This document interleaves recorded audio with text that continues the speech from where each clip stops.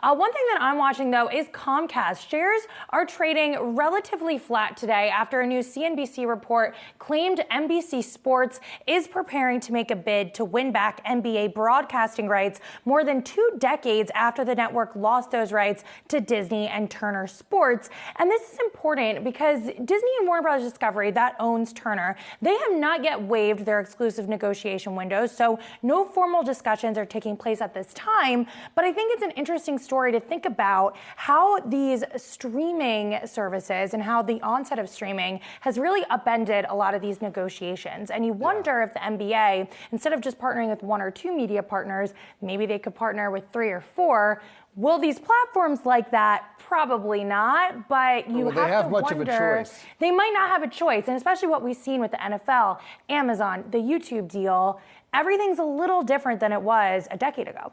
It's been so long since the NBC had the NBA. Were you guys old enough to remember OJ? Like, we were watching the NBA finals when the OJ chase. Well, it's been like 20 you years. Probably don't even recall this. Yeah, it's been a long time. I can't see this in particular because the streaming element of it. Peacock has what, 20 million subs?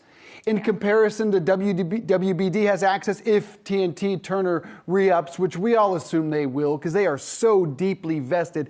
It is ingrained in everything they do there. They have 95 million subs. I just think Amazon or Apple is a given here, Allie. One of them will be in on this. Not the entire package, but some portion of it. The NBA saw what happened with the NFL. They know that they can reach a younger demo. They know they can get a huge number from one of those. You have to figure they're in on it, and then somebody like a WBD. What's your best bet?